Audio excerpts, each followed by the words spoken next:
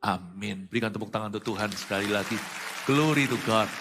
Selamat hari kenaikan Tuhan Yesus. Silakan duduk kembali. Saya berikan ucapan salam, shalom juga, sejahtera untuk semua yang menyaksikannya. Di mana-mana live streaming, gereja-gereja juga yang ikut dari sini, GMS Surabaya Barat.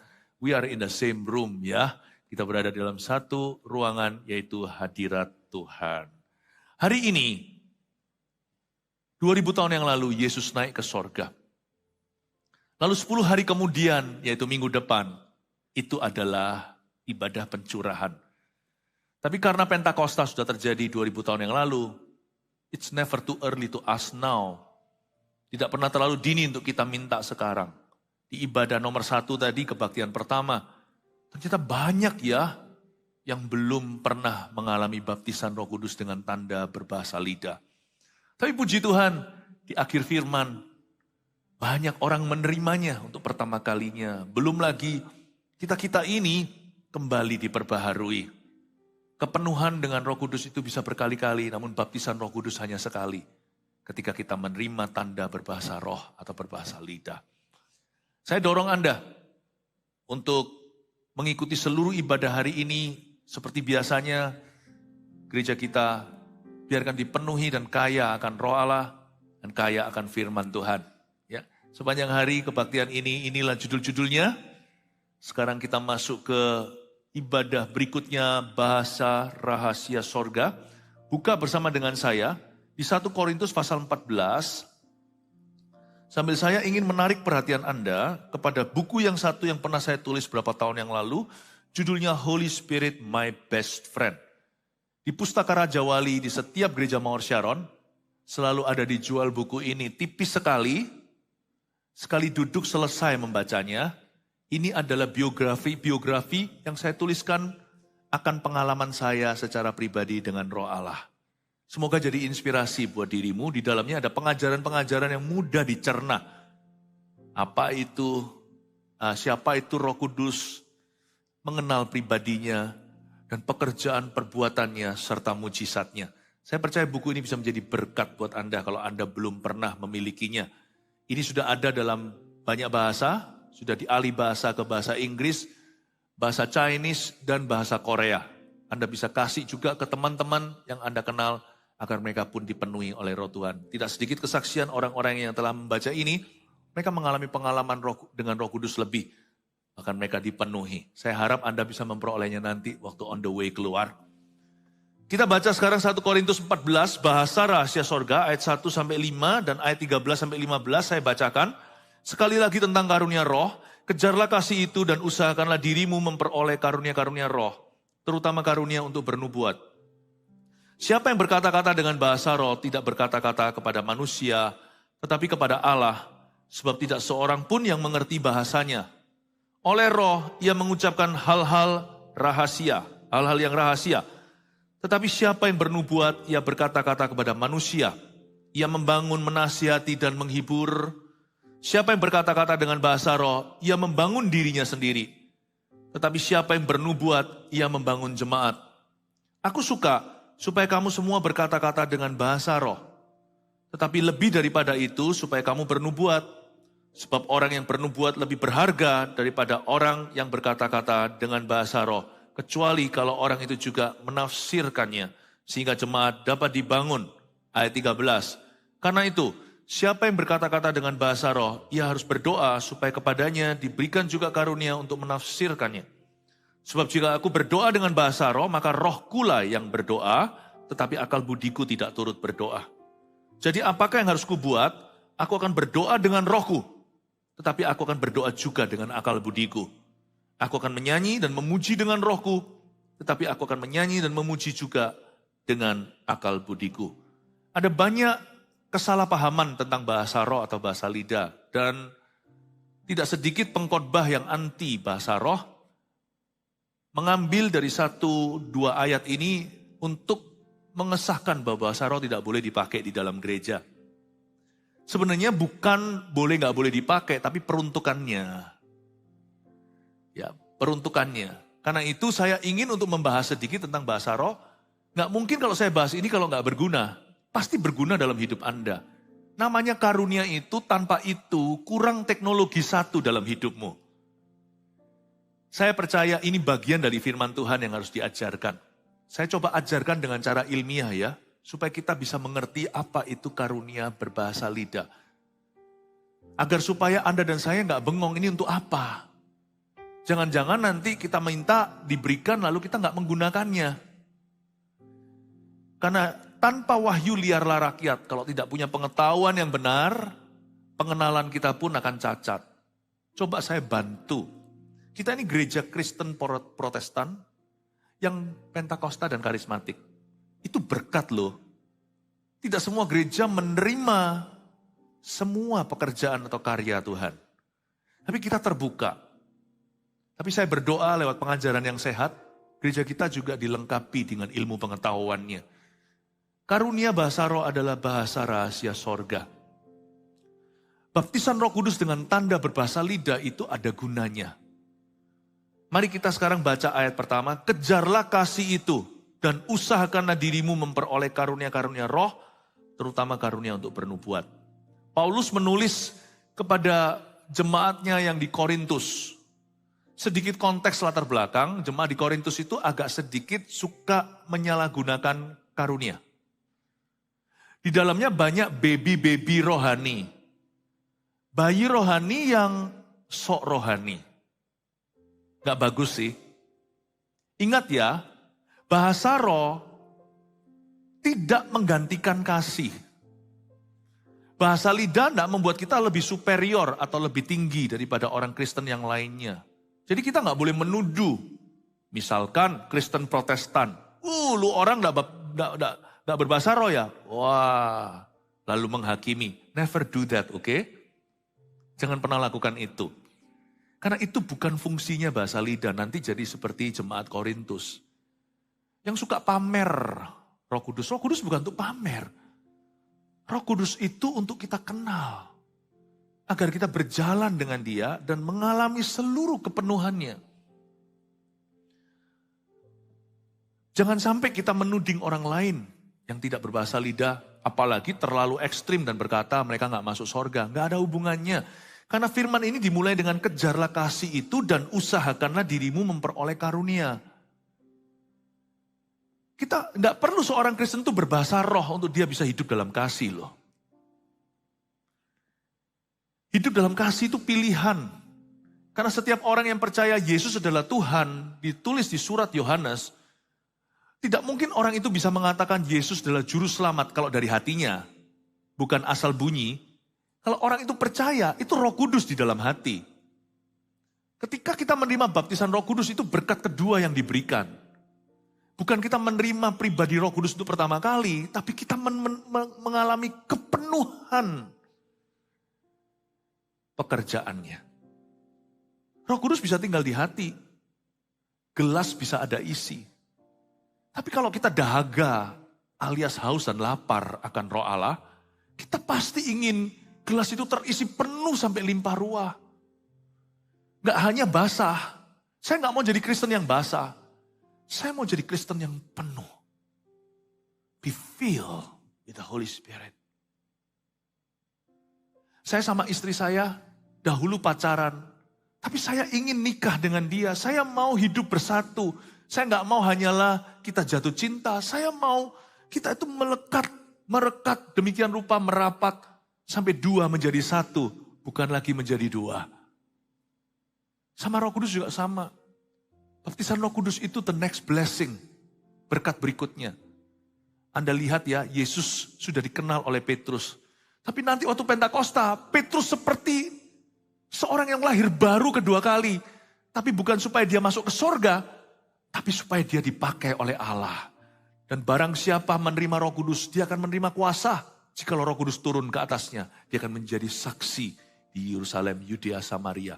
Bahkan tanda berbahasa roh, tanda berbahasa lidah, tanda awal baptisan Roh Kudus itu sendiri pun ada gunanya sebagai bahasa rahasia sorga. Namun demikian kita tetap perlu kejar kasih itu.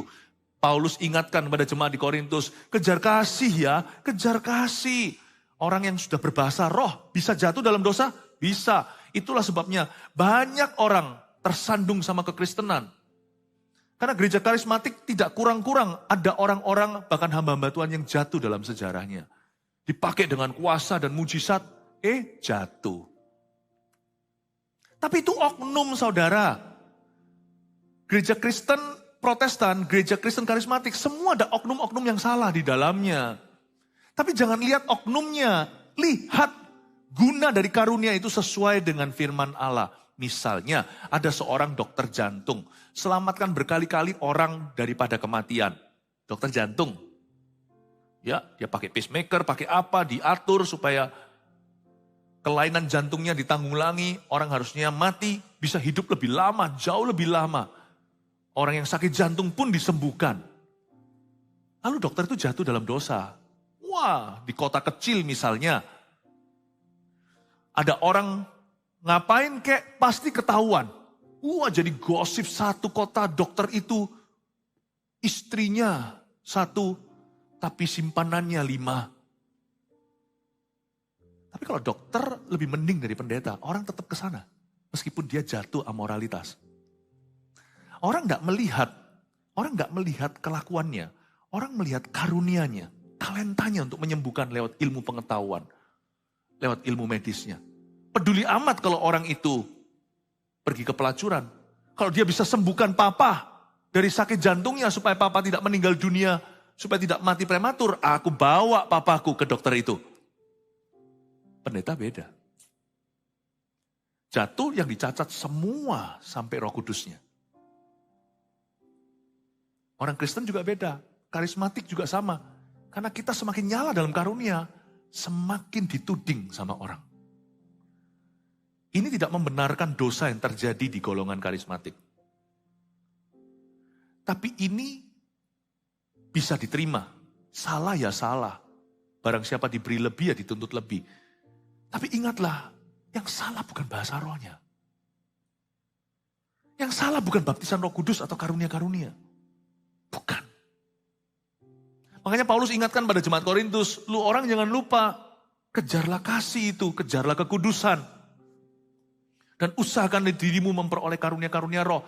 Kenapa harus berusaha memperoleh karunia roh? Karena karunia roh itu berguna. Baca lanjutan, terutama karunia untuk bernubuat. Paulus bicara gini sama jemaat di Korintus, terutama karunia bernubuat itu bukan berarti Paulus itu tebang pilih. Dia pilih kasih, karunia mana lebih bagus, bukan. Dalam konteks tertentu, karunia tertentu memang lebih bagus. Kalau ada orang sakit, karunia kesembuhan itu yang terbaik, ya kan? Kalau ada orang yang perlu jawaban, karunia berkata-kata hikmat, menunjukkan solusinya. Kalau orang gak sakit, ngapain karunia kesembuhan? Dalam konteks gereja Korintus yang lagi kacau balau ini, Paulus berkata, kalian lebih berguna kalau bernubuat daripada menyalahgunakan bahasa lidah. Kenapa? Karena jemaat Korintus tidak menggunakan bahasa roh untuk doa dan menyembah saja. Mereka pakai di hal-hal yang gak perlu. Memang kekanak-kanaan sih. Misalnya, saya ambil ekstrimnya. Gak tentu jemaat Korintus begitu ya. Tapi saya berikan ilustrasi. Karunia bahasa roh akan out of place, misplaced, salah tempat kalau dipakai untuk pengumuman. Anda gak akan dapat apa-apa. Karena orang berbahasa roh itu bicara sama Tuhan, gak bicara ke jemaat. Bayangkan kalau pengumumannya itu semua bahasa lidah. Tapi memang sifat orang kaya baru, yang baru terima karunia, dia mau bling-bling tunjukkan.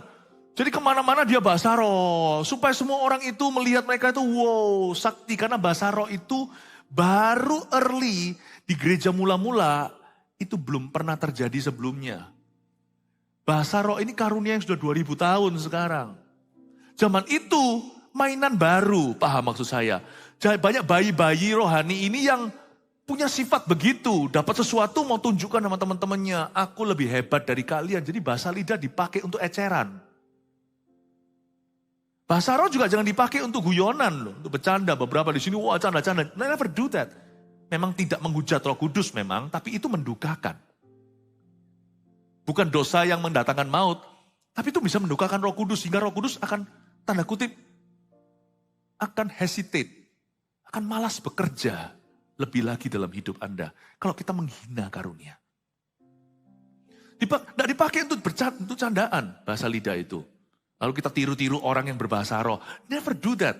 Itu akan membuat Anda waktu minta nanti lebih susah untuk memperolehnya. Anda sudah mendapatkannya akan meragukan dalam pikiran. Ini nanti waktu Anda sendiri berbahasa roh, padahal Anda sudah dibaptiskan dalam Roh Kudus. Setan bisa menuduhmu. Ini mungkin kamu buat-buat nih bahasa. Bukan dari Roh Kudus. Ya.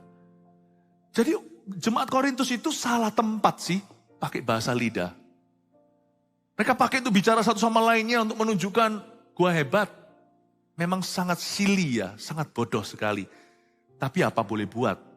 Karena gereja belum punya pengalaman banyak dengan bahasa roh atau glossolalia dalam bahasa Yunaninya. Kalau sekarang kan kita ngerti, the place, tempat yang tepat untuk bahasa lidah adalah dalam doa dan menyembah. Baik secara pribadi, saya pakai itu setiap hari, karena itu berguna. Tetapi saya juga memakainya di dalam gereja. Di dalam gereja ini berapa orang menyarankan saya, udahlah jangan ada bahasa lidah dalam gereja. Sampai saya mati akan ada bahasa roh dalam gereja kita. Why? Karena tempatnya bukan untuk bicara sama pendeta. Ada satu titik waktu kita berdoa sama-sama. Titik keintiman tertinggi di mana manusia tidak bisa intersepsi. Tidak bisa intervensi. Jemaat datang itu dengan status korporat, kita bersama-sama bukan? Tapi tidak menghilangkan status individumu. Waktu kita datang sebagai tubuh Kristus mempelai Kristus, masing-masing tetap adalah orang percaya secara individu, yang punya urusan yang pribadi dengan Tuhan Yesus. Makanya itu saya tetap izinkan di dalam ibadah, sampai kapanpun gereja Mawar Sharon yang kami gembalakan, akan menyediakan tempat dalam worship-nya. Satu momen di mana setiap orang terhubung langsung ke Tuhan tanpa lewat WL-nya. Itulah suara keintiman mempelai Tuhan. So, yang satu rohnya bicara tentang satu hal, yang satu lagi bicara tentang hal lain. Karena kita semua background-nya tidak sama, perjalanan hidup kita sendiri-sendiri. Suami istri aja loh. Suami istri saja punya pergumulan yang tak sama di dalam hatinya. Jemaat Korintus salah. Dia bukan pakai untuk bicara ke Tuhan, tapi bicara ke satu sama lainnya untuk membuat yang lainnya terkesan. Makanya Paulus berkata, kalau kamu memang mau membuat terkesan, bernubuat aja. Lebih baik, terutama karunia untuk bernubuat. Belajar untuk dengarkan suara Tuhan untuk temanmu itu. Dia lebih berguna, pulang dapat pegangan. Minimal pulang dapat catatan. Bernubuat di sini bukan khotbah ya. Khotbah itu karunia teaching atau mengajar atau exhortation atau menegur. Bernubuat di sini itu artinya kalau kamu memang begitu sakti, hai jemaat Korintus, belajar dengarkan. Bukan demikian firman Tuhan. Minimal kamu rasakan ayat mas apa untuk saudaramu itu. Kasihlah ayat mas orang itu. Mazmur 23 ayat 1. Orang itu pulang punya pegangan. Dia tahu Anda tadi itu ngomong apa sama dia. He will know what you're talking about. Dia pulang punya pedoman, punya pegangan, punya catatan. Dia bisa buka. Tapi bahasa roh bukan tempatnya untuk bicara ke sesama. Tapi jemaat bicara ke Tuhan. Makanya itu dibilang sini karunia untuk bernubuat. Bukan karena Paulus mencoba untuk head to head. Bahasa lidah dan nubuatan diadu. Itu sama dengan mengadu pentingnya lemari dan kulkas. Pentingnya ranjang dan atap. Beda. Jangan pernah diadu tuh karunia. Ayat ini jangan dipakai untuk mengatakan bahasa roh tidak boleh di gereja. Atau bahasa roh itu inferior. Saya tunjukkan ayat 2 sekarang. Siapa yang berkata-kata dengan bahasa roh tidak berkata-kata kepada manusia. Tetapi kepada Allah. Sebab tidak seorang pun yang mengerti bahasanya. Oleh roh, ia mengucapkan hal-hal yang rahasia. Katakan hal-hal yang rahasia. Bahasa rahasia sorga ini unik sekali. Bahasa roh itu terdiri dari kode-kode rahasia dari Tuhan. Yang bahkan otak kita sendiri pun nalurinya nggak bisa tangkap. Untung saya nggak tahu segala sesuatu apalagi masa depan. Satu hal yang saya bisa doakan masa lalu. Saya bisa doakan masa sekarang. Tapi otak saya terbatas, tidak tahu masa depan. Makanya itu roh saya yang harus berdoa untuk masa depan. Doa dalam bahasa lidah itu sangat berpengaruh dengan tuntunan Allah di masa depan seseorang. Masa depanmu dan masa depan orang yang kau doakan. Bagaimana saya doakan masa depan Anda? Misalnya saya doakan masa depan papa mama saya. Puji Tuhan papa mama saya masih sehat. Ya paling-paling apa sebagai anak? Coba pikirkan. Tuhan berikan panjang umur, tubuh sehat. Anak kan pasti punya angan-angan mulia. Setiap anak yang berbakti kan pasti ingin orang tuanya baik-baik saja. Tapi nggak tentu kebutuhan mendasar mereka adalah itu. Siapa tahu kalau orang tua kita di hati berkata lebih baik aku gini, aku udah mau pulang sama Tuhan. Kita nggak bisa doakan sampai ke mauping atau sampai kepada kesalahan di hati orang tua kita. Karena kita anak nggak patut tahu. Nah gimana doakan mereka kalau kita hanya doa basa-basi lewat bahasa Indonesia. Dokter aja punya MRI. Nggak bisa kira-kira mungkin diagnosanya kayaknya kanker, nggak tentu. Nanti di kemoterapi ternyata tumor tidak ganas. Atau cuma dikasih obat-obatan antibiotik ternyata ganas. Bahasa roh itu presisi. Bisa mendoakan apa yang kita secara manusia terkutuk nggak bisa tahu. Yaitu masa depan atau the future. How do you pray for your future? Dan kalau saya doa untuk masa depan saya, diberikan pewahyuan dalam bahasa yang saya mengerti, saya bisa ngeri loh. Philip tahun depan kamu akan diizinkan sakit. Saya bisa gak happy, makan gak nafsu. Atau kalau saya diberitahu, Philip nanti tahun depan kamu akan dapat keberuntungan begini, bisa-bisa sekarang, uang kecil. Saya akan remehkan, paham kalau saya sebagai seorang pengusaha. Dalam mendoakan masa depan itu, mental kita belum ke situ, kerohanian kita belum mumpuni, dewasa kita belum penuh. How do you pray for your future? Makanya bahasa roh itu berkata-kata pada Tuhan. Dan juga di sini ada yang namanya karunia menafsirkan itu sebaliknya. Bahasa roh itu vice and versa dalam bahasa Inggrisnya. Bahasa roh itu kalau kita berbahasa lidah dan berdoa, itu adalah doa dua arah loh. Jangan salah. Bahasa roh itu kayaknya kita upload apa yang dalam roh kita dan hati batinnya kepada Tuhan. Tapi sebenarnya kita sedang download sesuatu dari Tuhan yang perlu ditafsirkan. Bahasa roh itu upload dan download. Makanya setiap pagi saya selalu bahasa lidah dulu 40 menit. Karena saya tidak tahu apa yang saya hadapi. Saya minta download solusi sebelum problema mengetuk pintu. Dan saya upload segala sesuatu supaya waktu saya nanti turun dari ranjang saya setelah 40 menit pagi hari, saya sudah enteng gitu. Saya download, saya upload semua ke Tuhan. Saya kasih semua, saya bawa ke atas. Kalau enggak ya, doa dalam bahasa Indonesia kan susah, berat sekali.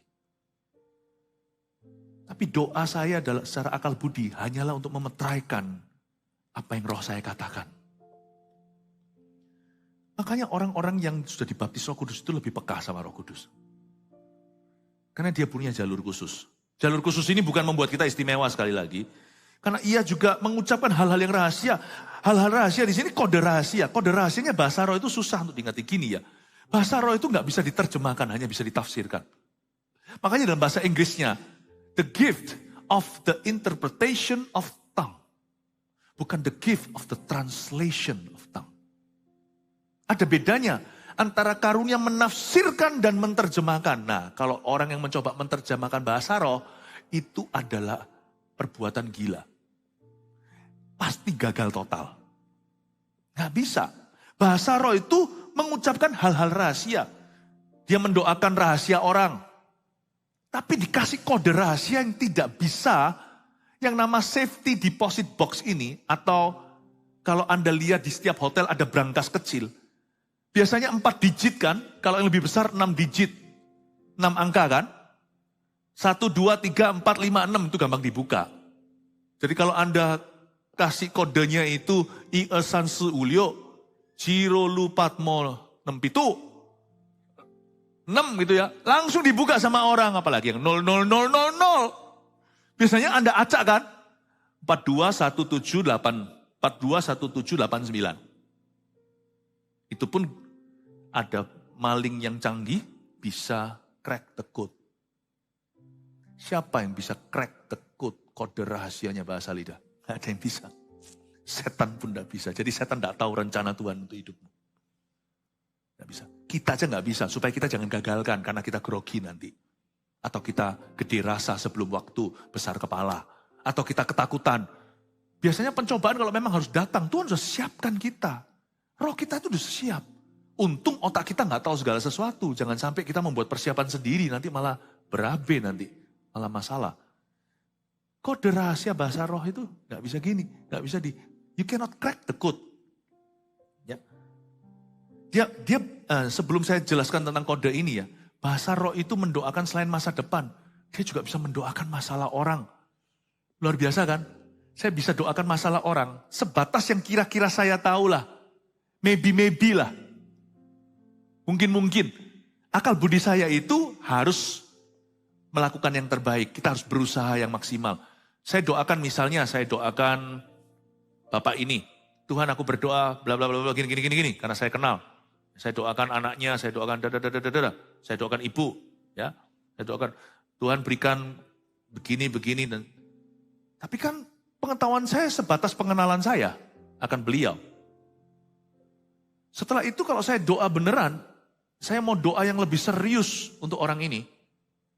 Saya akan pakai bahasa roh saya untuk sekian lama. Sampai kapan? Tidak akan tahu. Disitulah intuisi.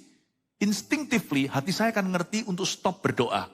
Karena sampai kapan saya tidak tahu. Karena saya tidak tahu saya bicara apa. Tapi hati saya akan dikasih kesaksian roh Roma 8. Ya, akan ada testimony of the Holy Spirit cukup sudah. Ketika hati kita merasa kayak plong. Hati kita merasa seperti ya sudah. Udah nyampe nih doanya. Bisa 5 menit. Bisa 1 jam. Bisa 30 menit. Bisa 10 menit. Tapi hati saya akan merasa plong. Beban saya terangkat. Mau tidak mau melatih kepekaan. Dan mungkin yang saya ucapkan adalah hal-hal yang sangat secret dalam hidupnya. Untung saya nggak tahu. Kalau saya tahu nanti saya gosip gimana? Bukan gosip lah, nggak biasa kalau saya gosip. Kalau nanti saya keselip lidah gimana? Atau kalau saya kepikiran gimana? Berapa banyak di antara kita itu punya sifat yang terlalu simpatik, kurang bisa empati sama orang. Empati itu bagus. Masalah orang gak kena-kena ke kita. Gak gitu psikiatris bisa bunuh diri. Gak gitu semua dokter gak bisa makan. Mau makan, setiap kali makan, pasiennya ada yang meninggal. Pasiennya sekarat. Setiap pendeta gak bisa berlibur. Gak bisa bahkan makan makanan yang dihidangkan. Setiap kali mau makan, ingat mereka yang menderita di Afrika. Gak makan. Setiap kali kita mau hidangan, diundang sama orang, masih banyak orang miskin di luar sana. I know. Kita itu gak pinter untuk empati. Kita itu selalu tertular dengan masalah orang. Puji Tuhan, Tuhan batasi otak kita bisa tampung apa. Dalam roh kita merasa dan itu terangkat sudah. Pikiran kita dibersihkan, tidak perlu tahu segala sesuatu. You see, you don't have to know everything to be useful.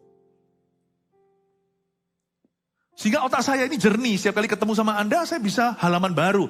Tiap kali kalau ini profesi saya, kalau saya berkhotbah saya bisa menyampaikan pewahyuan yang segar. Kan otak saya tidak tahu masalah setiap orang. Dan setiap orang yang saya tidak tahu semua masalahnya dia. Tapi saya bisa menjadi pendoanya yang canggih. Saya bisa menjadi pendoanya yang jitu. Puji Tuhan saya tidak tahu semua masalah orang tua saya. Tidak sepatutnya saya mengerti. Untung anak saya gak tahu masalah saya semua. Kalau enggak dia bisa gak respect sama saya. How beautiful. Bahasa roh. Siapa berkata-kata dengan bahasa roh ayat 4, ia membangun dirinya sendiri. Look at that. Tapi siapa yang bernubuat, ia membangun jemaat. Aku suka ayat 5. Supaya kamu semua berkata-kata dengan bahasa roh. Berhenti di sana di ayat 5a. Kalau kita mau mendengar doktrin tentang bahasa lidah harus dengarkan dari orang yang berbahasa lidah yang bisa menjelaskan secara ilmiah. Jangan dengarkan tentang bahasa roh dari orang yang anti bahasa roh atau pengkhotbah yang anti karismata. Di situ keluar kepahitan. Salah paham. Lu bagaimana orang ngajar kalau dia sendiri tidak berbahasa roh lu? Tapi nggak bisa orang berbahasa lidah langsung ngajar karena itu terbukti dari galangan karismatik yang seringkali kurang berhikmat. Bahasa roh lalu dipakai seperti jemaat Korintus gitu untuk sok-sokan atau untuk menuduh orang atau untuk menghakimi. Oh kamu belum terima bahasa roh ya? Wah kamu. Gak diurapi itu, kurang hadirat Allah itu, jangan nggak boleh gitu. Itu bahasa yang sangat-sangat kampungan. It's never like that. Saya kalau ketemu orang yang belum berbahasa lidah, misalnya bukan dari Pentakosta karismatik, saya akan tunjukkan kasih. Lalu pelan-pelan saya akan tularkan, saya inspirasi dia untuk haus lebih sama Roh Kudus. Saya tekankan pada orang itu bahwa baptisan Roh Kudus dengan tanda berbahasa roh itu bukan keharusan, tapi kehausan. Saya akan jelaskan seperti ini loh, semoga dengan saya menjelaskan ini Anda jadi ingin karunia ini. Lu gak mau ya gak apa-apa, tapi saya mau sih. Saya gak puas sama Roh Kudus hanya berjalan sekian, saya mau lebih dengan dia. Tapi banyak loh orang-orang yang sudah penuh Roh Kudus jatuh, iya penuh Roh Kudus saja jatuh, apalagi kalau kita setengah-setengah. Penuh Roh Kudus saja masih bisa pilih dosa loh. Apalagi kita yang suam-suam kuku dan asal-asalan. Kalau saya sih cara memandangnya bukan lubang donat. Saya pandang rotinya. Orang lain berkata, lihat orang itu begitu. Lihat itu karismatik tapi begini. Loh karismatik saja begitu. Padahal oknum selalu ada. Protestan kayak karismatik kayak konservatif kayak Pentakosta kayak selalu ada di mana-mana. Dia aja seperti itu. Kalau saya mau main begitu, saya gak jadi pendeta hari ini. Berapa banyak pendeta besar yang jatuh dalam dosa. Saya bukan pendeta besar by the way, saya akan takut jadi pendeta. Saya bilang jadi pendeta aja bisa jatuh. Makanya sekarang saya jadi pendeta harus sungguh-sungguh. Nah jemaat gimana? Pendeta aja jatuh, jangan jadi jemaat biasa. Jadilah jemaat yang sungguh-sungguh, pendeta aja jatuh. Cara pandangnya jangan lubang donat, cara pandangnya adalah rotinya. Makan tuh donat, jangan makan angin nanti, kembung perutnya. Imanku gak makan angin. Orang yang penuh Roh Kudus lihat rotinya. Saya tidak akan malu mengakui I am a Protestant Christian Pentecostal charismatic believer. Saya adalah orang Kristen Protestan yang karismatik dan Pentakostal. Gak apa-apa. And I know my Bible well. Tapi saya tidak mau menjadi Farisi. Pengetahuan doang. Tapi saya mau punya kuasa. Makanya ibadah ke-1 tadi saya kasih judul orang Kristen. Mana rohnya? Where is your spirit? Where is your spirit? Saya tidak mau jadi ahli Taurat dan tidak akan membimbing jemaat ke arah sana. Aku suka, kata Paulus, supaya kamu berkata-kata dengan bahasa roh. Ayat 5b yang seringkali dipakai untuk menyerang bahasa lidah. Tetapi lebih daripada itu supaya kamu bernubuat.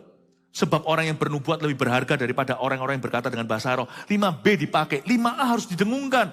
Aku suka, kata Paulus, so you will speak in tongues. Supaya kamu semua berkata dengan bahasa roh. Tapi lebih daripada itu, supaya kamu bernubuat. Karena bernubuat lebih berharga. Ingat ya, ini dalam konteks bicara ke manusia, nubuat lebih berharga. Coba bayangkan, kalau sekarang ini saya dikasih waktu 1 jam untuk berkhotbah, 50 menit lah. Saya berbahasa lidah, Anda tidak akan dapat banyak kecuali saya tafsirkan. Tapi ketika saya berkhotbah, ini bukan nubuat, khotbah aja bisa jadi berkat. Paulus ngomong begini, karena pada waktu di jemaat Korintus itu mungkin ya, karena kita tidak ada videonya zaman itu, belum ada teknologi. Andai kata kalau ada kan kita bisa menilai lebih objektif. Tapi dari suratan Paulus ini saya ambil satu kesimpulan. Mungkinkah mereka tidak ada khotbah gerejanya? Gerejanya itu bahasa roh, nari dalam roh, bahasa roh. Lalu pendetanya naik ke atas, sudah bawa Alkitab, lalu kata, oh harus berbahasa lidah, terus. Paulus berkata, lebih berguna kamu bernubuat. Mungkin gerejanya itu all just speaking in tongues. Semua liturgi, semua rundownnya hanyalah bahasa lidah. Inilah orang kaya baru atau orang karunia baru. Harus tertib. Tertib itu bukan berarti tidak nyanyi. Tertib itu bukan berarti tidak bersuka cita, tidak ekspresif. Tertib itu bukan mati. Tertib itu bukan kuburan. Itu bedanya jelas antara tertib dan sepi. Tertib itu artinya semua pada tempatnya, itu arti tertib. Bahasa roh itu to speak to God and to worship God. Selama itu berada di posisi menyembah dan berdoa di gereja kita, bahasa lidah, kan tempatnya jelas di setiap kebaktian. Yaitu ketika kita berdoa, ketika kita worship kan. Nanti kalau ke depan sana, masa Anda lihat asyirnya bahasa lidah sama Anda. Gini-gini, bahasa lidah sama Anda, arahkan Anda ke kursi. Kan enggak. Tapi orang bisa bahasa lidah pelan-pelan sih dalam hatinya. Bahasa lidah yang begitu memang pribadi. Tapi yang korporat bersama-sama adalah ketika kita menyembah, itu ada tujuannya.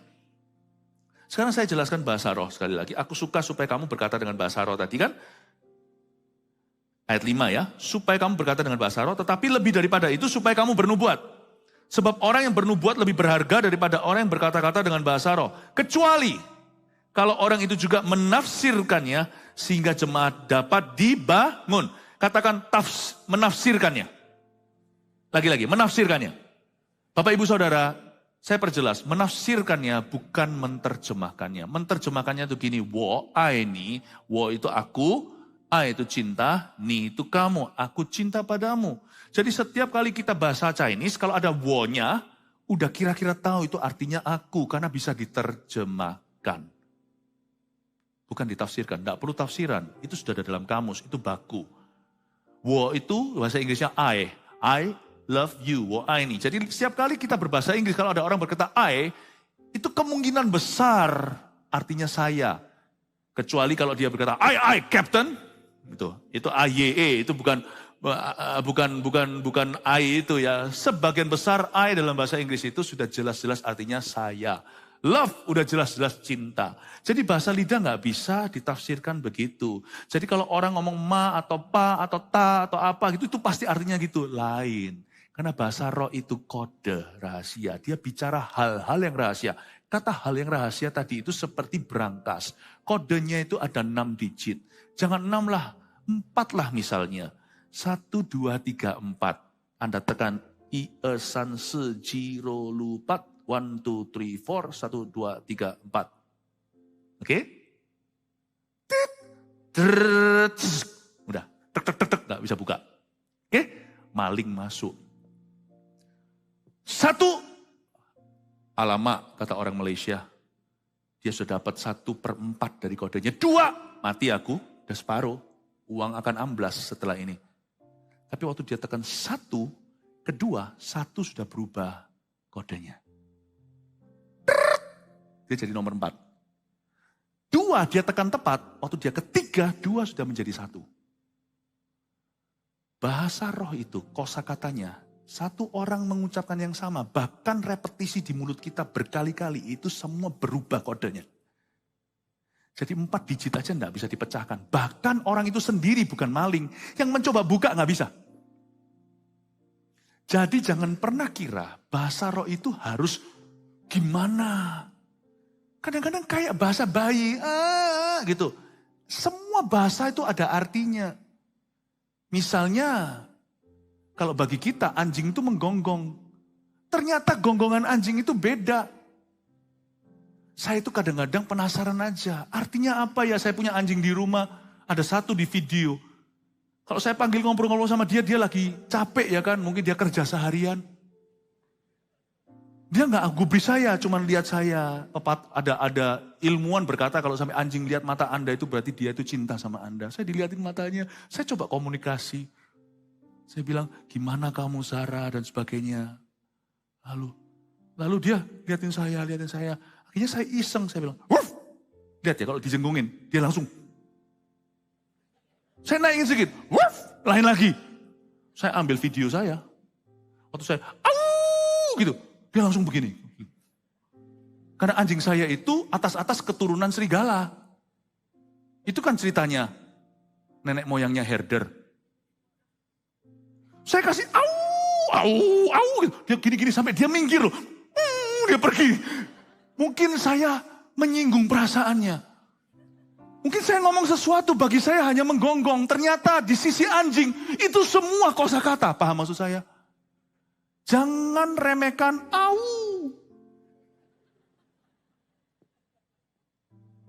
Jangan kira bahasa roh itu kedengaran seperti bahasa bayi. Itu kode semua. Nggak bisa dipecahin 4 digitnya. Itu orang bahasa roh kok cuman ngomongnya itu melulu. Itu tuh berubah kodenya. 4, 1, 2, 3, 4, 1, 2, 6, 7, 7, 9, 4, 0. Itu berubah terus. Sehingga orang tidak bisa menteorikan, merumuskan. Makanya kesalahan jikalau kita menilai bahasa roh orang dan berkata, kurang kompleks bahasa rohmu. Lu tahu apa? Emangnya sana tahu saya bicara apa? Saya aja nggak tahu, lebih pangkat kali dari malaikat. Malaikat aja nggak tahu. Tapi Pastor Philip, mungkinkah saya itu mereka bahasa itu? Gak gampang. Cobalah, saya kasih waktu jangan 5 menit. 1 menit aja, ucapkan kata-kata yang belum pernah Anda dengarkan sebelumnya. Gak boleh keselip kata bahasa Indonesia atau bahasa apapun, bahasa daerahmu, gak boleh. Coba ucapkan kata-kata seperti Minion. Tahu Minion yang kuning-kuning kayak pisang itu, yang kartun itu? Despicable Me atau apa itu? Coba ucapkan semenit aja. Pusing kepala, karena kepala kita, otak kita tidak dicipta oleh Allah untuk mencipta bahasa. Bahasa itu semua datangnya, kalau manusia, bahasa manusia itu semua dari Tower of Babel. Menara Babel. Tuhan yang mengacaukan. Jadi Tuhan yang memberi semua bahasa itu. Bahasa itu ada kemiripan loh semuanya. Kemiripan. Loteng itu. Bahasa Indonesia itu ada hubungannya dengan Hokkien. Loteng itu loteng. Tahu nggak bola bal-balan itu bahasa Spanishnya ya bola. Ada kemiripannya semuanya, bahasa Korea itu. Ya kan? Waduh kalau saya sebut nih merek restoran. Ya. Misalnya bahasa Korea, nggak apa-apa lah ya, saya nggak endorse mana-mana, semua sama enak. Mingjia dalam bahasa Chinese-nya, Myongga. Semua ada miripnya, Jepang juga ada. Kanshashimasu. Kalau Anda ketemu orang Jepang, jangan bilang arigatou gozaimasu, itu udah biasa. Saya kadang-kadang iseng aja kalau saya makan di yang chefnya orang Jepang, saya bilang kanshashimasu, dia bilang, oh langsung diajak ngomong bahasa Jepang. Saya bilang, oh sorry, cuman itu aja. Karena saya kalau ngomong kanshashimasu itu kerama inggilnya bahasa Jepang. Arigatou gozaimasu biasa. Dan kalau Anda lihat di situ, yang waiternya adalah seorang perempuan, arigatou gozaimba. Kanshashimasu itu mirip sekali dengan kansyali. Kamsya. Ya kan? Ada banyak kemiripan. Watashi wa. Watashi wa itu saya kan? Watashi wa. Wosu. Chinese mirip itu semuanya. Jawa mirip sama Tagalog. Ilmiah sekali memang bahasa itu dari satu rumpun. Makanya bodoh perpecahan perang saudara, perang-perang dunia itu kebodohan. Bapak Ibu Saudara, otakmu dan otakku tidak bisa mencerna membuat bahasa demikian rupa. Percaya, Minion itu sendiri, waktu Anda dengarkan perkataannya, yang annoying sekali itu, yang matanya ada satu kadang-kadang, itu ada yang pakai bahasa Indonesia loh. Iya kan, betul kan? Siapa yang sadari ada yang pakai bahasa Indonesia? Tidak ada bahasa yang brand new, tidak ada. Kecuali bahasa Rida, bahasa roh. Tidak ada. Jadi untuk Anda bisa berbahasa lidah, saya bisa 40 menit. Ngantuk lagi baru bangun tidur, belum mandi. Itu bukan dari otak saya, tapi dari roh saya. Karena otak saya bisa meledak. Harus sengaja mikirkan itu, nggak bisa. Nggak bisa. Makanya orang yang berbahasa lidah jangan ragu. Anda nggak bisa pura-pura. Pura-pura paling cuma 10 detik. Anda capek di sininya. Pura-pura untuk meniru maksudnya. Nggak bisa. Apalagi kalau orang lagi berdoa untuk bangsanya, untuk keluarganya. Dia menangis sambil menangis. Dia berbahasa lidah doain orang. Itu orang nggak konsen ke otaknya. Bisa keluar dari welas kasihnya. Itu muncul bahasa baru gitu. It's definitely not you.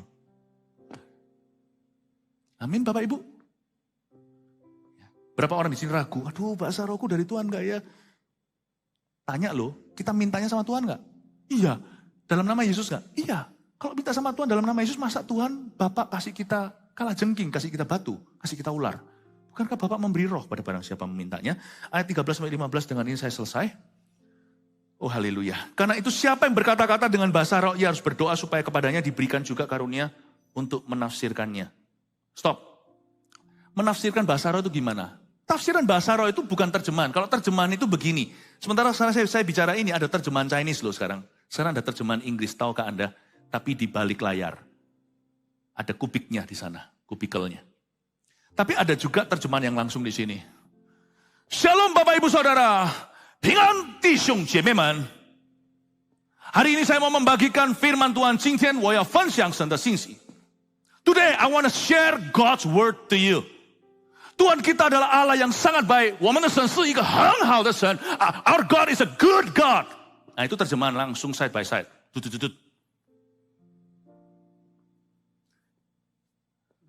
Terjemahan itu kalau yang seperti itu bukan tafsiran.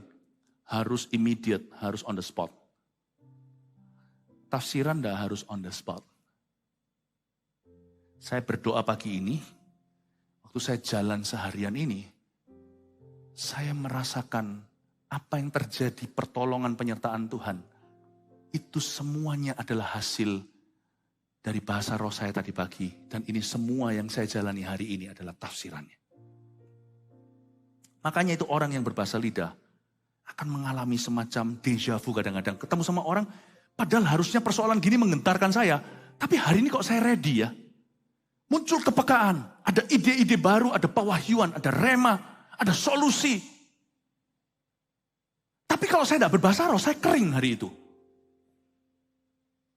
Apa yang saya bisa kerjakan dalam waktu sehari, bisa terulur 1 minggu. Tapi kalau saya berbahasa lidah, saya tajam orangnya. Saya bisa very sharp. What I want to say, apa yang saya mau ucapkan, apa yang saya mau lakukan itu seperti semuanya tak, tak, tak, tak. Ada penyertaan. Dan everything, segala sesuatu meskipun challenging tetap ada tantangan, tapi serasa seperti alami saya ngalir ke dalamnya. Aneh ya, waktu saya malas berbahasa lidah, kerjaan saya tambah banyak. Waktu saya berbahasa roh dengan sungguh-sungguh, saya bisa rangkap kerja 1 hari kelar urusan seminggu. There's just some power in that prayer. Ada kuasa. Lanjut lagi ayat 14. Sebab jika aku berdoa dengan bahasa roh, maka rohkulah yang berdoa. Tapi akal budiku tidak turut berdoa. Oke. Nomor 1. Apa sih sebenarnya yang kita katakan, yang kita ucapkan ketika kita itu berdoa dalam bahasa roh tanpa pikiran apa-apa. Akal budiku nggak turut berdoa. Saya kasih 3 hal dengan ini. Anda catat, bawa pulang ke rumah lalu kita berdoa sebentar lagi ya. Jadi apa yang harus kubuat? Ayat 15. Aku akan berdoa dengan rohku, tapi aku akan berdoa juga dengan akal budiku. Pahami? 1, bahasa roh tadi yang kita berdoa, tapi akal budi nggak turut berdoa. Lalu ketika kita berdoa dengan akal budi, aku akan menyanyi dan memuji dengan rohku, tapi aku akan menyanyi dan memuji juga dengan akal budiku. Ada 3 hal yang saya mau jelaskan praktisnya. What are we actually saying? Apa yang kita sedang utarakan dan ucapkan? Sebenarnya apa sih yang kita katakan waktu kita berbahasa roh tanpa mikirkan apa-apa? Di dalam kitab Kisah Para Rasul, ketika murid-murid Yesus itu berbahasa lidah pertama kalinya, meskipun bahasa lidah mereka sebagian bisa ditangkap oleh orang-orang Mesopotamia, ditangkap oleh orang-orang Mesir yang ada di sana, orang-orang dari Afrika, Kirene, dari Libya, dari atas sana, dari utara, mereka bisa menangkap. Tetapi tidak bisa disangkali yang mereka ucapkan adalah glosolalia. Mereka tidak bicara dalam bahasa. Mereka berbicara dalam bahasa roh, berdoa kepada Tuhan ketika disaksikan oleh 3.000 orang yang bertobat itu. Dan mereka bisa nangkap bahasa-bahasa mereka di dalam kalimat-kalimat bahasa roh mereka. Memang itu adalah sebuah pengalaman yang terjadi sekali waktu itu ketika bahasa mereka ditangkap juga oleh orang asing. Tapi saya nggak yakin bahwa semua yang mereka katakan adalah bahasa asing. Mereka juga bicara bahasa roh di dalamnya. Pahami ini. Oke. Bahasa roh. Tapi waktu mereka berbahasa lidah itu, maka orang-orang sekeliling, orang-orang asing yang datang ke Yerusalem bisa mendengarkan mereka sedang memuliakan Allah. Jadi ketika kita berdoa dalam bahasa roh atau menyanyi dalam roh, tanpa punya pikiran apa-apa, gak ada beban doa, gak mikirin siapa-siapa, kita sedang memuliakan Allah. Tangkap ini ya Bapak Ibu. Kita sedang memuliakan Allah. Tidak ada bahasa roh yang sia-sia. Jadi sekarang saya bisa bahasa lidah, tapi saya nggak akan jadikan percontohan, karena saya nggak pernah bahasa roh pura-pura. Misalnya kalau sekarang saya bahasa roh gini, saya sambil lihat Anda, mulut saya tetap mengutarakan kata-kata semacam how great thou art. Mungkin nggak nyanyi pakai melodi, tapi kalimat saya mengutarakan perbuatan-perbuatan Allah. Tapi waktu saya bahasa roh, dengan ada sebuah pikiran atau mikirkan siapa atau beban doa, saya sedang berdoa syafaat. Paham maksudnya? Misalnya kalau saya mendoakan gereja, mendoakan jemaat atau jemaat tertentu, atau jemaat secara korporat. Misalnya kalau saya doakan seorang anggota keluarga, dalam hati saya doa pasti saya pakai akal budi. Tuhan, aku berdoakan untuk si ini. Tuhan, aku bla bla bla, saya pakai bahasa saya semaksimal mungkin. Tapi sisanya itu, saya rasa kok doa saya itu belum terlalu ngena. Sudah pakai bahasa Indonesia semaksimal mungkin, saya kok rasa belum sampai menekan ke titik yang diperlukan. Belum sampai saya menjawab kebutuhan orang itu dalam doa. Makanya saya bahasa lidah, waktu saya bahasa lidah dengan pikiran di sini keluarga saya. Atau individu tertentu, misalnya si A.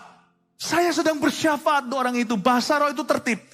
Kalau saya mikir sesuatu, ada koneksi antara akal budi dan roh kita. Kalau saya doakan untuk papa, saya doakan untuk mama, saya doakan untuk saudara, saya doakan untuk anak saya doakan untuk istri saya. Maka Roh Kudus akan bekerja sama, Roma 8, dengan roh saya bersaksi di dalam saya. Roh yang sama yang bersaksi bahwa saya adalah anak Allah karena Kristus. Roh Kudus itu bersaksi di dalam diri saya. Akan ada koneksi. Ketika saya terbeban untuk sesuatu, Roh Kudus akan giring saya untuk mendoakan itu sesuai dengan kehendaknya.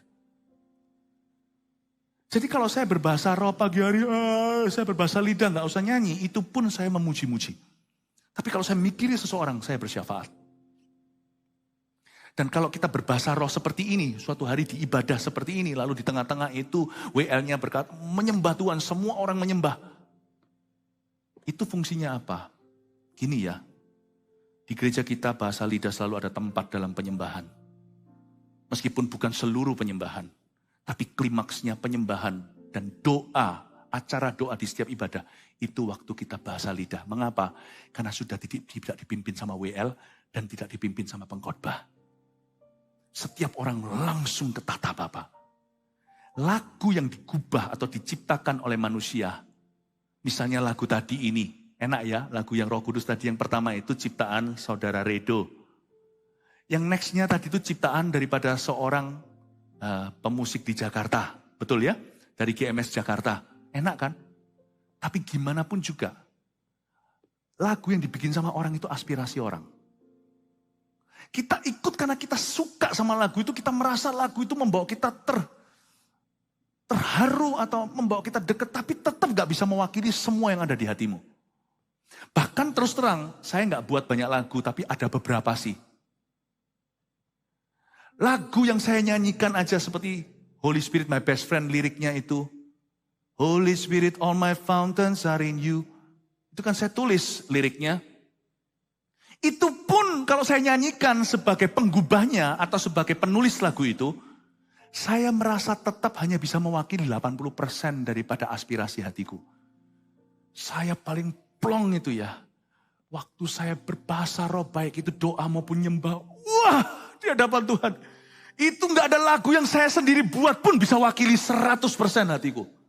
Itu yang saya sebut perfect intimacy dengan Tuhan. Ketika saya sudah tidak ada barrier lagi dengan Tuhan.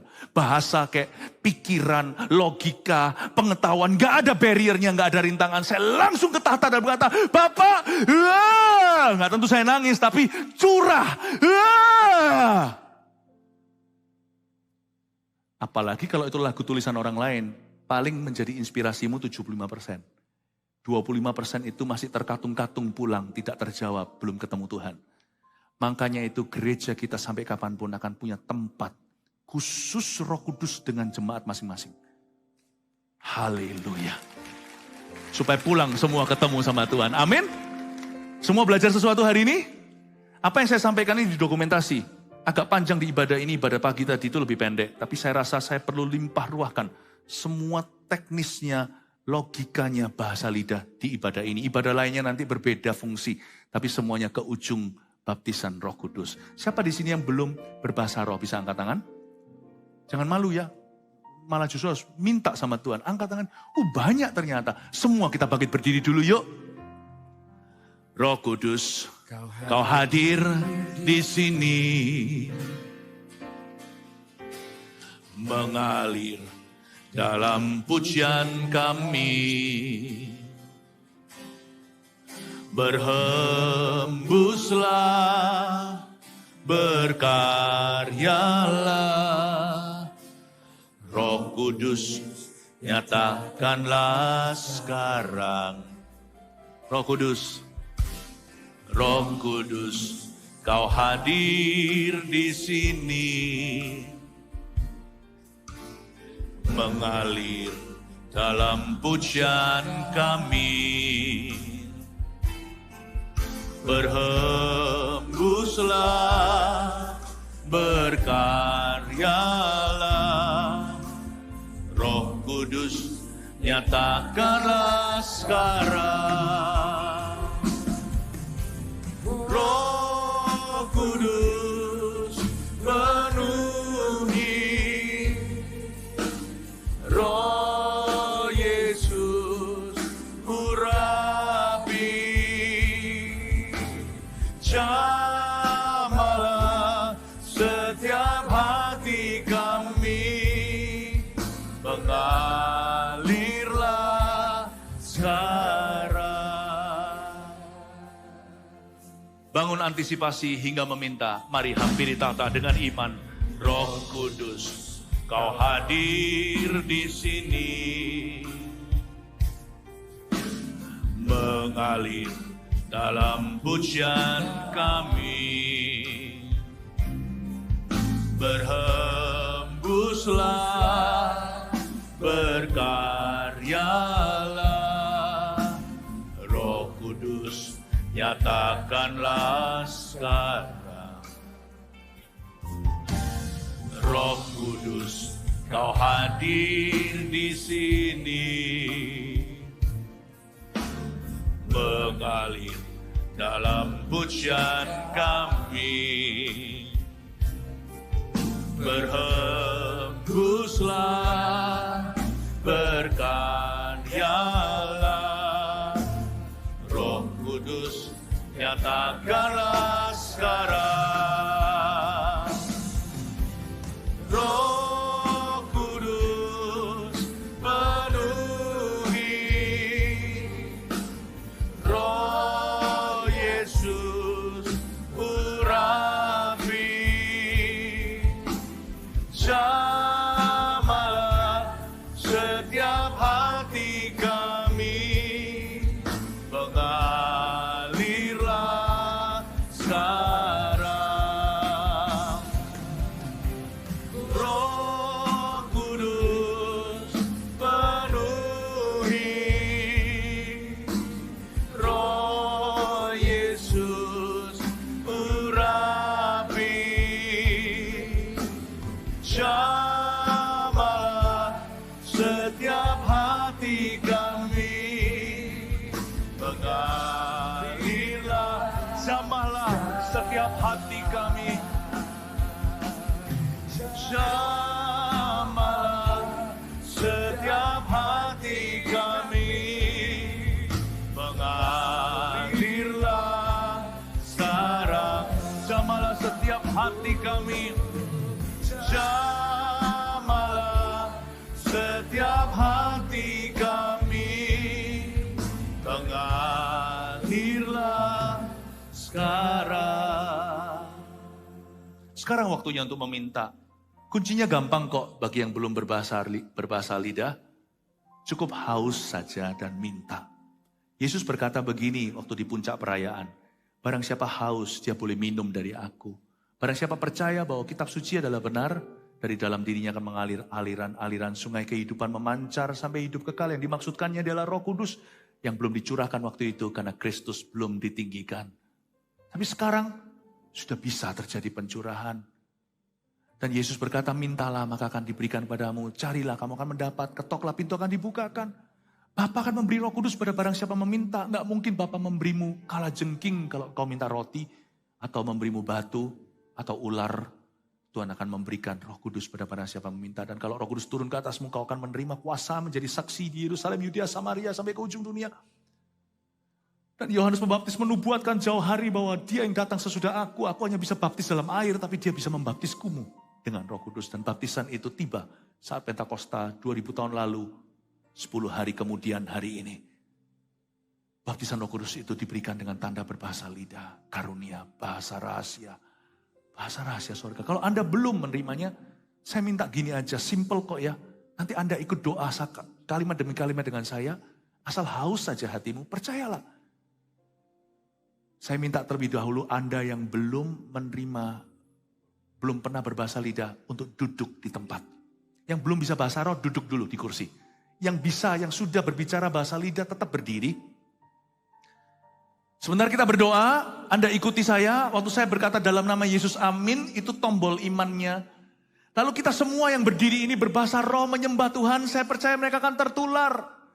Lidah-lidah api akan turun atas mereka sambil mereka menunggu menanti di kaki Kristus sambil duduk di kursi itu.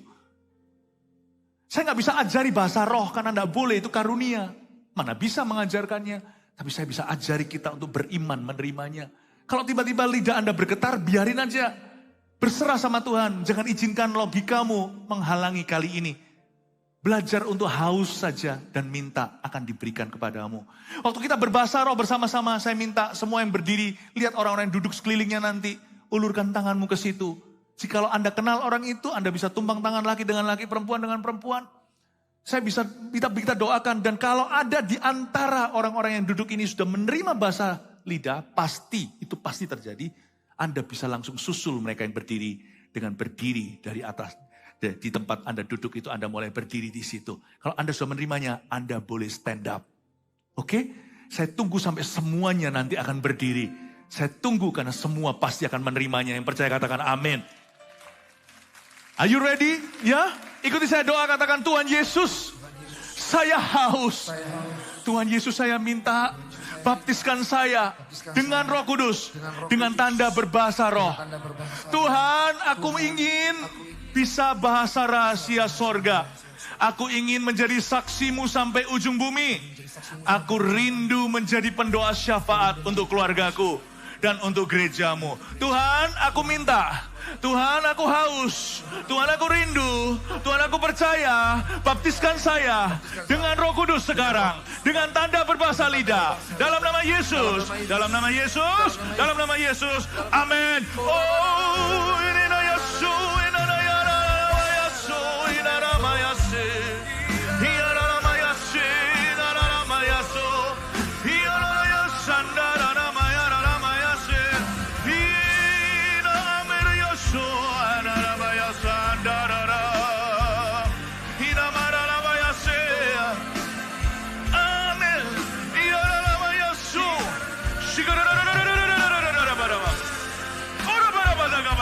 Terima Roh Kudus.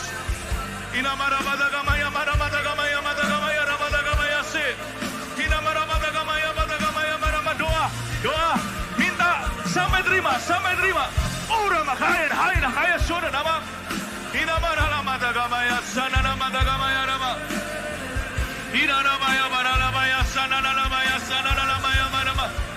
Seek and you shall find. Carilah, kau akan memperolehnya. Mintalah, kau akan mendapatkannya. Ketoklah, pintu dibukakan untukmu. Barang siapa haus, tanda-tanda berbicara di dalam bahasa baru adalah tanda orang percaya. Terima Roh Kudus. Udara hayina hayu marayasi. Libara kori hamki bara bari sini namarara. Doni nama ibirina hadila malari shunu malaya. Inololololala bayala la bara. Irulululululala bayamase. Irulululala badaya bara bayasande. Irulululala badaya nala badaya sandara laba. Ora bara badaga baya bara la bayaso. Iyara yaso. Inala maya sande. Iyara maya sandara laba. Inala maya se. Inala maya sandara maya sande.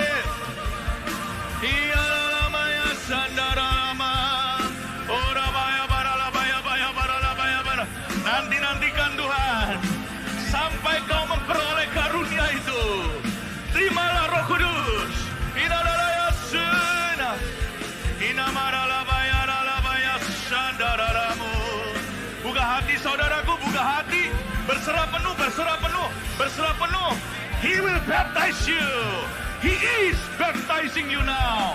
Dia sedang membaptiskanmu ke dalam kuat kuasa Roh Kudus. Ora makaya rada daya sana. Hidam bataka mataka narada maya rala maya se. Oh, yana maya sandara maya sandaramu. Hidam rala maya sandara, jangan berhenti. Terus. Penuh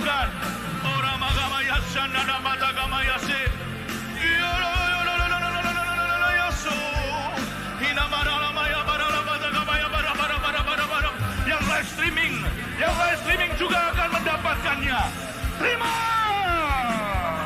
Terima dalam nama Yesus. Terima Roh Kudus, receive the Holy Spirit. Roh Kudus dicurahkan, Roh Kudus dicurahkan.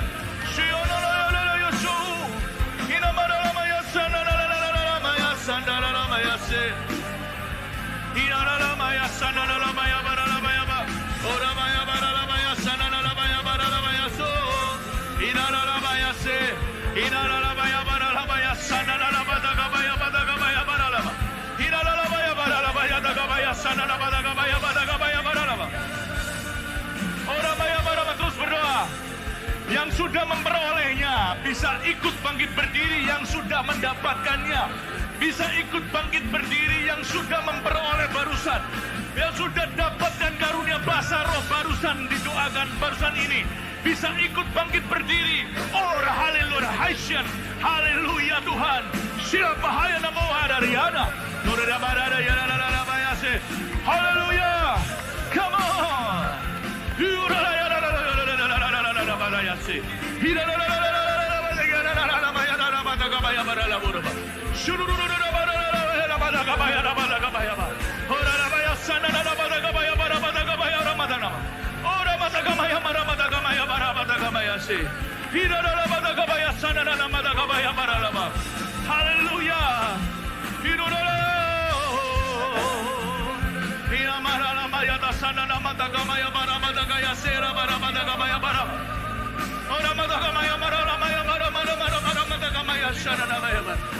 Oh haleluya, orang makabaya batakamaya baralabaya baraba.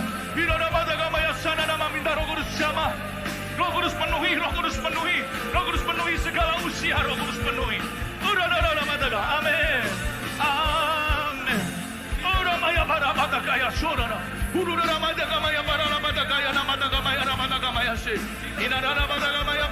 Yang barusan menerimanya, yang sudah memperolehnya, bisa turut berdiri, bangkit berdiri, menyusul seluruh jemaat yang sudah berbahasa lidah. Orang makamaya sanana matakamaya patakama. Yang barusan memperoleh dan sudah mendapatkannya bisa langsung berdiri. Orang makamaya patakamaya sanana matakama. Hidodola patakamaya sanana matakamaya baralaba. Haleluya. Haleluya. Haleluya. Haleluya. Tidak sedikit yang telah bangkit berdiri. Tidak sedikit yang sudah menerimanya. Mari jemaat kita berikan tepuk tangan untuk pencurahan. Terima kasih Yesus sudah mendengarkan doa kami. Oh berdoa terus, berdoa terus. Berapa menit lagi? Berapa menit lagi? Berapa menit lagi? Orang makamaya sana nama-nama. Continue to seek, continue to seek. Suga pada batakamaya matakamaya baralabaya. Haleluya batakamaya barabatakabaya se. Irara batakamaya sana nama-namaya baraba. Orang makamaya matakamaya matakamaya barabatakabaya sana nama-namaya baraba. Haleluya. Roh Kudus penuhi, Roh Yesus urapi, jamalah setiap hati kami, mengalirlah sekarang. Roh Kudus penuhi, Roh Yesus urapi, jamalah setiap hati kami, mengalirlah sekarang. Jamalah setiap hati, jamalah setiap hati kami, mengalirlah sekarang.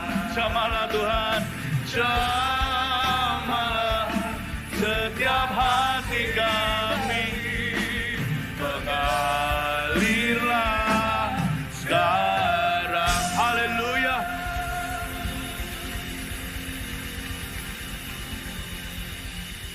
Saya minta semua bisa bangkit berdiri. Bagi yang belum menerimanya sampai detik ini, jangan kecewa ya, jangan putus asa. Tadi pagi saya ada cerita, saya pun waktu itu terus mencari hingga ketemu. Saya percaya, this is a promise worth waiting for. Janji ini patut kita tunggu dan kita terus bertekun memintanya. Saya percaya sepanjang hari ini masih ada pencurahan-pencurahan di ibadah berikutnya. Welcome untuk datang lagi tentunya. Jangan lupa buku ini Anda bisa dapatkan di luar. Anda pasti mendapatkan banyak tuntunan secara pribadi dari Allah Roh Kudus tercinta.